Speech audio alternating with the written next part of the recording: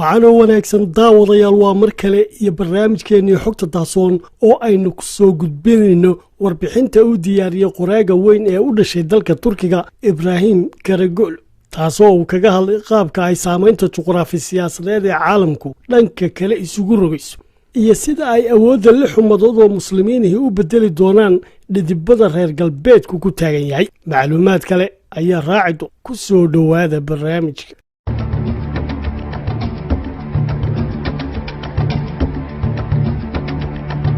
Ibrahim Karagol waxa uu warbixintiisa ku bilaabay in markabkii 400 mitir ahaa ee Ever Given ee ku xayirnaa ee xidhay kanaalka Suez muddo 7 ah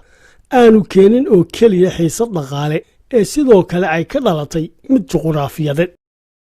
inkastoo 320 markabi ay sugayeen marinka kanaalka oo ay 10 milyan oo dollar oo khasaarooyin ka dhasheen haddana shilku waxa uu muujiyay waji cusub oo ah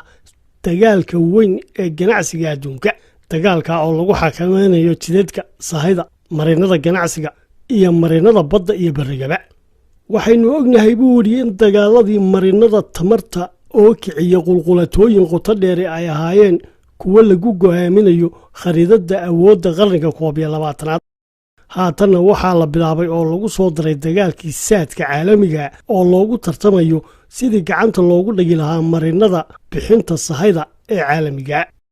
qoraagu waxa uu daaha inooga qaaday in dhammaan kanaalada iyo marinada caalamiga ay ku yaalaan dhulka ay muslimiintu degaan sida marinka Malaga oo ay marto 3 meelood oo meel ganacsiga adduunku kanaalka Suez oo 10% ganacsiga adduunku ay isticmaalaan iyo gacanka Bershiya iyo marinka Baabil Mandab ee Badacas iyo waliba marinada adag ee Turkiga ee Bosfor iyo Dalande dhammaantood buu waa wadooyin muhiim u ah caalamka laakiin ay ku gadaaman tahay halis badan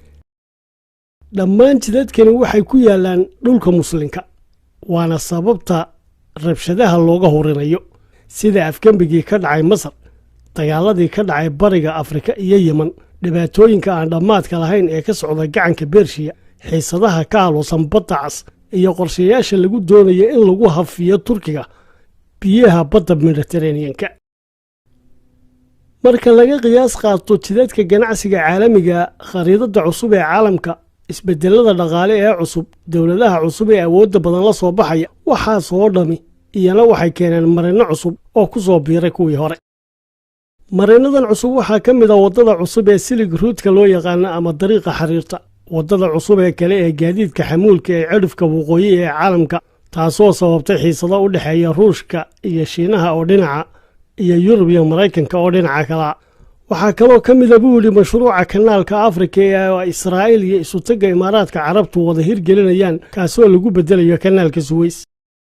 dalalka dhexe ee caalamka oo ula jeeda wadamada Islaamka kuwa oo doonaya buuli inay qaabeeyaan dunida qarniga 12aad waxay kula jiraan dagaal aan kala joogsi lahayn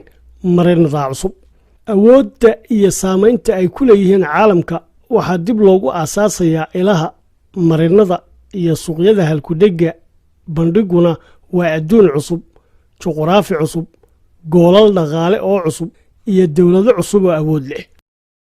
qoraaga oo ka hadlayay isbedelka awoodeed ee laga saadaalinayo caalamka qarniga 12aad ee milaadiga ayaa waxa uu leeyahay haddii Ilaahay la qabto awoodda 6 wadan oo muslimiina ayaa bedeli doona dhidibka reer galbeedka iyo xulafadooda markii ugu horeysay reer galbeedku waxay luminayaan sarreyntii ay heleen oo ay haysteen muddo hal qarni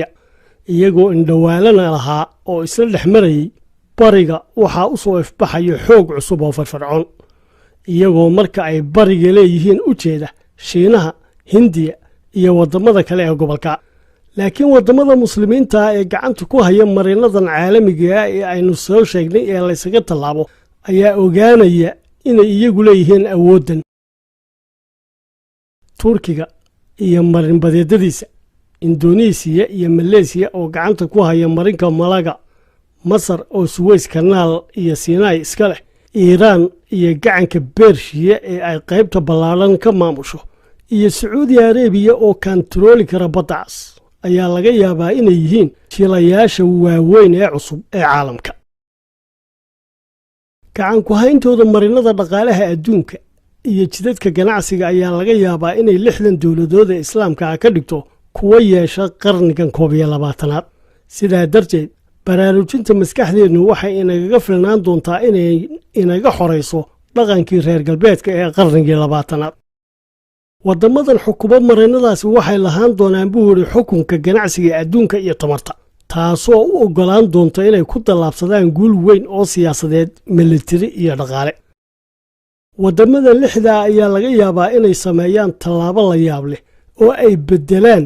dagaalka socda ee u dhexeeya Ruushka iyo Shiinaha oo dhinaca iyo Mareykanka iyo reer Yurub oo dhinaca kale ah. dagaalka oo ujeedadiisu tahay siday u xukumi lahaayeen dhammaan dhulalka iyo badaha dunida. 6 wadan ee aynu soo sheegnay waxa ay leeyihiin buuri awoodii iyo garashadii ay ku xaqiijin lahaayeen inay qaybta ugu muhiimsan ka noqdaan nidaamka cusub ee caalamiga. wadamada degdega u hawlgala ayaa noqon doona kuwa mustaqbalkooda dhisaya. xanuunkan faafaya ee coronavirus ayaa sii xoojiyey isku dhacyadii juqraafi ee jiray. jadwalkii caadiga ahaa ee wadamadu sii dejisteenna waxa uu ka baxay meesha. qorshayaashii la dhigtay waa isbedeleen, wax walibana waxa ay ku dhaceen si kedisa ah. haatan ka bacdi kuwa degdega ee geesiyiinta ah, kuwa maskaxda ka go'aan qaata, doodaha halista ah ee habeenkii dhaca, isla markaana yoolalka waaweyn lagu dejiyo, waxaa oo dhami waxay ka mid noqon doonaan nashqadaynta mustaqbalka. waxaynu joognaa buuri adduun sugaya in dal waliba sheegto oo soo bandhiga qorshihiisa u gaarka ah iyo booskii uu ku yeelan lahaa masraxa caalamiga ah. tan waxaa u sababa xaqiiqada ah in adduunku muddo qarni ah ku meeraysanayay dhidibka reer galbeedka iyo madax bannaanadoodii, taasoo ay adduunku ku qaabeeyeen oo ay xuduudaha dalalka jiraan iyagu jeexeen, qawaaniinta jamciyadda qurumaha ka dhaxaysana iyagu dejiyeen. tiirarkooda ayaa markii ugu horreysay burbursan, markii ugu horreysana adduunku si dhab ah ayuu isu beddelaya. si gaara isagoo uga hadlayay dalkiisa ayaa Ibrahim Karagolo waxa uu sheegay in qiimo kasta oo ay ku kacdaba Turkigu uu boos ku yeelan doono nidaamka cusub ee caalamiga. Turkigu wuxuu qaadan doonaa booskiisa saxda ah ee nidaamka cusub. mashruuca kanaalka Istanbul iyo diidmada heshiiska Lausanne oo xadidaysa madax bannaanida Turkiga iyo xeebihiisa waa u diyaargalowga gacan ku qabashada marinada saadka adduunka iyo loolanka ganacsiga. kanaalo kale ayaa laga yaabaa buuri in laga furo gobolka oo la isu furo badda Qaswiin ilaa badda Madow ama badda Qaswiin ilaa gacanka Beershiya. waxaa laga yaabaa in mashaariic aad u badan la bilaabi doono, iyadoo haddaba waxaa oo dhami dhacayaan kuwa leh Turkigu dib ha u laabto weligood lama dhegaysan doono.